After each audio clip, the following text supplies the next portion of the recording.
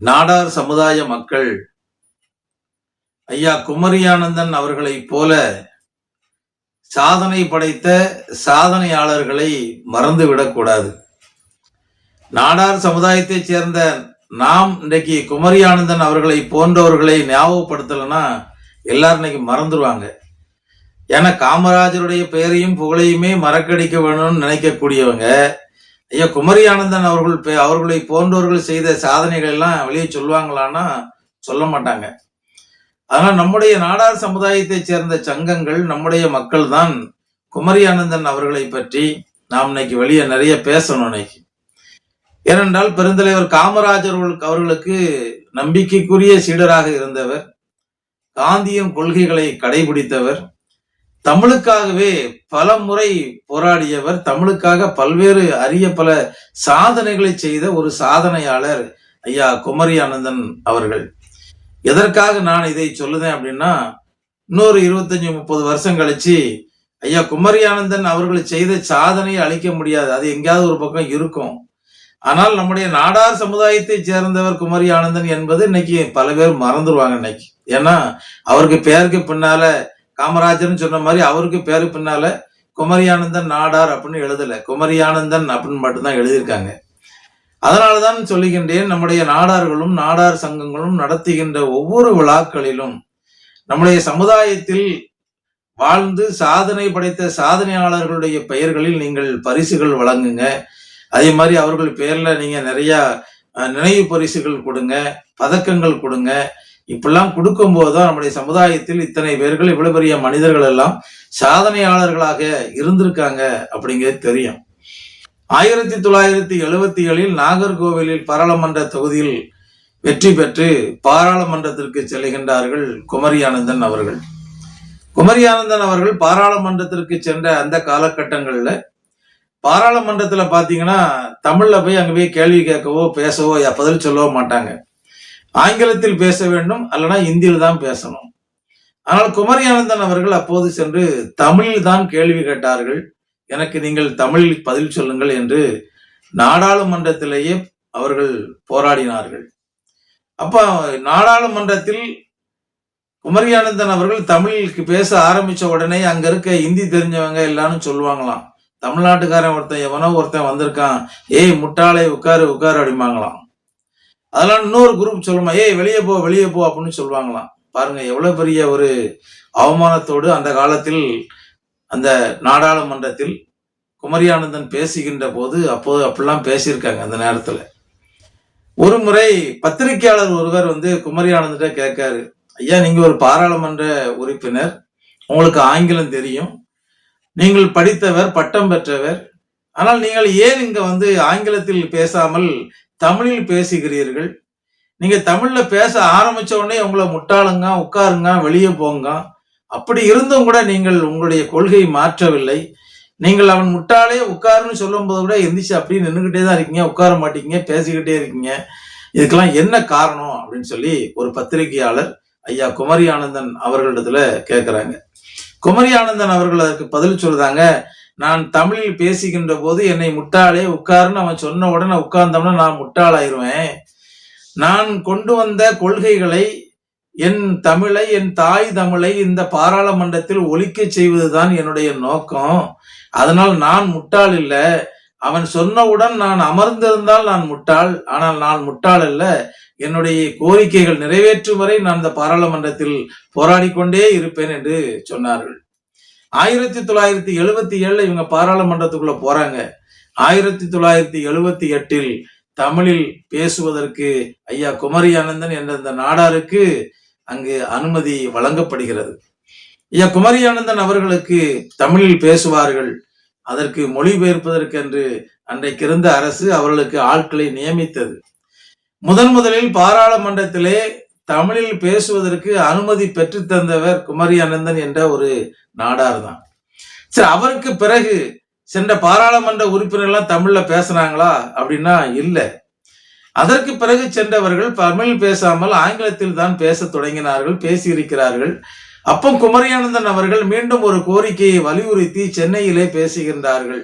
புதுச்சேரி மாநிலத்திலிருந்து தேர்ந்தெடுக்கப்பட்ட பாராளுமன்ற உறுப்பினர்களும் தமிழகத்திலிருந்து தேர்ந்தெடுக்கப்பட்ட பாராளுமன்ற உறுப்பினர்களும் நீங்கள் தமிழில்தான் பேச வேண்டும், நீங்கள் தமிழில்தான் பேச வேண்டும் என்று கோரிக்கையை வலியுறுத்தி ஒரு போராட்டத்தை சென்னையிலே நடத்தினார்கள். அதன் பிறகுதான் இன்றைக்கு பாராளுமன்ற உறுப்பினர்கள் புதுச்சேரி மாநிலமா இருக்கட்டும், தமிழ்நாடா இருக்கட்டும், இன்றைக்கு பாராளுமன்றத்தில் தமிழில் பேசி வருகின்றார்கள். இப்படி தமிழில் பேசுவதற்கு அனுமதியை போராடி பெற்று தந்தவர் ஐயா குமரியானந்தன் அவர்கள். அவர் அது மட்டும் நமக்கு பெற்றுத்தரல. ஒரு காலத்தில் நாம் இன்னைக்கு நம்ம மணி ஆர்டர் அனுப்புவோம், அந்த மணி ஆர்டர்ல கூட ஆங்கிலத்தில் தான் இருக்கும். ரயில்வே ஸ்டேஷன்ல புக்கிங் செய்வதற்கு ஃபார்ம் புல்லப் பண்ணுவோம், அது கூட அன்னைக்கு ஆங்கிலத்தில் தான் அன்னைக்கு இருந்திருக்கு. இப்படி ஆங்கிலத்தில் இருந்த எல்லாத்தையுமே தமிழில் எங்களுக்கு தமிழ்ல எழுதணும், நாங்கள் மணி ஆர்டர்ல இன்னைக்கு இப்ப காசோலைன்னு எங்களுக்கு எழுதி கொடுங்க, செக்கில் இன்னைக்கு காசோலை என்று செக்குக்கு பெயர் வைங்க. அதே மாதிரி ஒவ்வொரு விஷயத்திற்கும் இன்னைக்கு தமிழில் பெயர் வைத்த பெருமகனார் ஐயா குமரியானந்தன் அவர்கள். அதே மாதிரி பாத்தீங்கன்னா அவருடைய சாதனைகள்லாம் நமக்கு மிகப்பெரிய ஒரு சாதனைகள். இன்னைக்கு தென்காசி மாவட்டம் செங்கோட்டையில இன்னைக்கு வீரவாஞ்சிநாதன் அவர்களுக்கு ஒரு மணிமண்டபம் இருக்கு அப்படின்னா, அந்த மணிமண்டபத்தை கட்ட வேண்டும் என்று அந்த காலத்திலேயே முதலில் கோரிக்கை வைத்தவர் ஐயா குமரியானந்தன் அவர்கள் தான். அதே மாதிரி தந்தி நம்மளாம் பாத்தீங்கன்னா, நம்மளாம் இன்னைக்கு மெயில் அனுப்பிடுறோம் ஈஸியா. ஒரு காலத்தில் தந்தி தான் உடனே போய் கேட்கும். போய் ஒரு தகவல் அனுப்பணும்னா அவங்களுக்கு போய் தந்தி அனுப்புங்க அப்படின்னு சொல்லுவாங்க. அந்த தந்தியை கூட தமிழில் விரைவு வரைவு என்று பெயர் வைத்து அதை நிறைவேற்றி தந்தவர் ஐயா குமரியானந்தன் அவர்கள். எட்டயபுரத்துல ஒரு நூற்பாலை கட்டியிருக்காங்க அந்த காலத்துல. அதற்கு எட்டயபுரத்துல கட்டின காரணத்தினால பாரதியார் நூற்பாலைன்னு தான் பாரதி பெயர் தான் வைக்கணும்னு சொல்லி போராடி அந்த நூற்பாலைக்கு பாரதியார் பெயர் செய்தவர் ஐயா குமரியானந்தன் அவர்கள். இப்படி எண்ணற்ற காரியங்களை ஐயா குமரியானந்தன் அவர்கள் செய்திருக்கின்றார்கள். அதே மாதிரி மணி ஆர்டர் ஃபார்ம் மாதிரி அந்த காலத்துல 50 பைசாக்கு போஸ்ட் கார்டு அனுப்புவாங்க, அது போஸ்ட் கார்டு தான் சொல்லுவாங்க. அதை கூட அஞ்சல் அட்டை என்றுதான் நீங்கள் சொல்ல வேண்டும் என்று அதையும் கூட பெற்றுக் கொடுத்தவர் ஐயா குமரியானந்தன் அவர்கள். அதே மாதிரி சொல்லுவாங்க, அவங்க அடிக்கடி எல்லாத்தையும் சொல்லுவாங்களாம், யாராவது போன் பண்ணா அலோன்னு சொல்லாதுங்க, வணக்கம்னு சொல்லுங்க, தமிழை பேசுங்கள். அதே போன்று ரயில் நிலையங்கள்ல பாத்தீங்கன்னா முன்னாடி இந்த பயணிகளின் கனிவான கவனத்திற்கு அப்படின்னு சொல்லி இன்னைக்கு எல்லா ரயில் நிலையங்களையும் இன்னைக்கு ஒலிச்சு கொண்டு இருக்கு. இன்னைக்கு ஒரு காலத்தில் ஆங்கிலத்தில் மட்டும்தான் அதை சொல்வார்களாம். ஆங்கிலத்தில் சொல்லும் போது அதை எப்படி சொல்லுவாங்களாம் அப்படின்னா, பிளீஸ் தயவு செய்து கேளுங்க அப்படின்னு சொல்லுவாங்களாம். தமிழில் சொல்லும் போது பயணிகளின் கனிவான கவனத்திற்கு அப்படின்லாம் சொல்ல மாட்டாங்களாம், பயணிகளின் கவனத்திற்கு அப்படின்னு சொல்லுவாங்களாம்.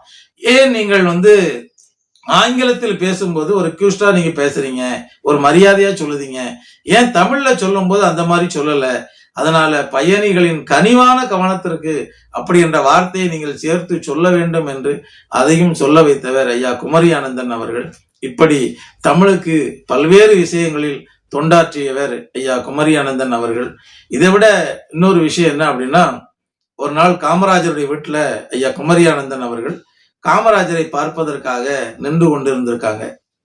அந்த நேரத்துல குமுதத்தினுடைய ஆசிரியர், அன்றைக்கு இருந்த குமுதம் ஆசிரியர் நாகராஜராவ் அவர்கள் காமராஜரை போய் ஒரு போட்டோ எடுக்கணும், அதுக்காக நான் வந்திருக்கேன், ஐயாட்ட அனுமதி வாங்கணும் அப்படின்னு சொல்லி ஐயா குமரியானந்தன் அவர்கள்ட்ட கேட்டிருக்காங்க. நாகராஜராவ் அவர்கள்ட்ட போய் கேட்காங்க, நீங்க எந்த மாதிரி போட்டோ எடுக்கணும்னு நினைக்கிறீங்க, ஐயா உட்கார்ந்து இருக்குமா எடுக்கணுமா, நட்டமன்ன மாதிரி எடுக்கணுமா, இல்ல வரும்போது எடுக்க போறீங்களா, என்ன செய்ய போறீங்க அப்படின்னு கேட்டிருக்காங்க. அப்போ குமுதம் பத்திரிகையினுடைய அந்த புகைப்பட நிபுணராக இருந்த நாகராஜா ராவ் ஐயா நிறைய பிள்ளைகள்லாம் படிக்க வைக்காங்க, அதனால ஒரு ஆம்பளை பையனும் ஒரு பொம்பளை பிள்ளையும் ஐயா கையில அப்படி 2 பக்கம் பிடிச்சுக்கு நிக்க மாதிரி ஒரு போட்டோ வேணும், நான் குமுதம் அட்டைப்படத்துல போடணும் அப்படின்னு சொல்லி கேட்கிறாங்க. அப்போ குமரியானந்தன் அவர்கள் சொல்லுகிறார்கள், சரி நாளைக்கு வாங்க, நான் ஐயாட்ட சொல்லி ஏற்பாடு பண்ணி வைக்கேன் அப்படின்னு சொல்லியிருந்தாங்க. ஆனால் அவரு காமராஜர்கிட்ட சொல்லல. மறுநாள் காலையிலையும் அந்த குமுதம் பத்திரிகையினுடைய அந்த புகைப்பட நிபுணர் நாகராஜராவ் அவர்கள் காமராஜரை பார்க்கறதுக்கு நிக்காங்க. குமரியானந்தன் அவர்களும் நிக்கிறாங்க.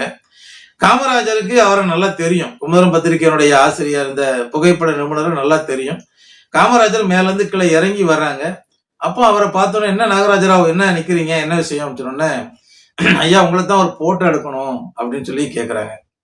போட்டோ எடுக்கணும், வாங்க எடுங்க, என்ன செய்யணும் எடுங்க அப்படின்னு சொன்ன உடனே, ஐயா குமரியானந்தன் ஐயா உங்கள்கிட்ட ஒன்றும் சொல்லலையா அப்படின்னு கேட்கறாங்க. இல்லை என்கிட்ட ஒன்றும் சொல்லலை அப்படின்னு. ஐயா நீங்க மாதிரி 2 குழந்தைகளை கையில் பிடித்தவாறு, ஒரு ஆண் குழந்தையும் பெண் குழந்தையும் கையில பிடிச்ச மாதிரி எனக்கு ஒரு போட்டோ வேணும், எங்களுடைய பத்திரிகையில அட்டைப்படத்துல போடணும், அதுக்காக தான் வந்திருக்கேன்னு சொன்ன உடனே காமராஜர் சொன்னாரா, நான் பிள்ளைகளுக்கு நான் எங்கப்பா போவேன், எனக்கு பொண்டாட்டியா பிள்ளையா என்ன இருக்கு, நாட்டு மக்களை தான் இருக்காங்க எனக்கு, நான் எந்த பிள்ளைய கூட்டிட்டு வரேன் அப்படின்னு சொல்லி அந்த ரிப்போர்ட்ட பேசிக்கிட்டு இருக்கும்போது குமரி ஆனந்தன் ஐயா அவர்கள் சொல்லியிருக்கிறார்கள், நம்முடைய வைரவனுடைய பிள்ளைகள் 2 பிள்ளைகளையும் இருக்காங்க, அவங்கள வச்சு நம்ம எடுத்துருவோம் அப்படின்னு சொல்லி ஐயா வைரவன் அவர்களுடைய 2 குழந்தைகளையும், ஒரு ஆண் குழந்தையும் பெண் குழந்தையும் காமராஜர் 2 கைகளில் பிடித்தவாறு ஒரு போட்டோ அன்னைக்கு எடுத்திருக்காங்க.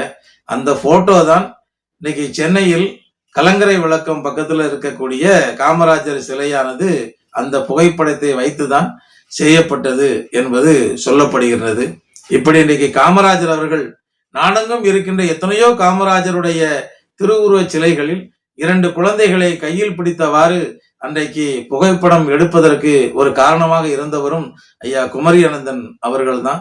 அதனால குமரி ஆனந்தன் அவர்கள் இன்னும் எத்தனையோ சாதனைகளை செய்திருக்கிறார்கள் தமிழுக்காக, நாட்டுக்காக.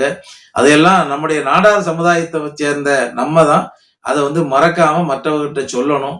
காமராஜரினுடைய புகழையே மறக்கடிக்கணும்னு நினைக்கக்கூடியவங்க குமரி ஆனந்தனை ஞாபகப்படுத்த மாட்டாங்க. அதனால நம்முடைய நாடார் சமுதாய மக்கள், நம்முடைய சங்கங்கள், குமரி ஆனந்தனை போல எத்தனையோ சாதனையாளர்கள் இன்றைக்கு இருக்கின்றார்கள். அவர்களை எல்லாம் நாம் நம்முடைய விழா காலங்களில், நாம் நடத்துகின்ற விழாக்களில் அவர்களையும் ஞாபகப்படுத்தி நம்முடைய மக்களுக்கு சொல்ல வேண்டும் என்ற ஒரு கருத்தை உங்களிடத்திலே நான் பதிவு செய்கின்றேன். நன்றி, வணக்கம்.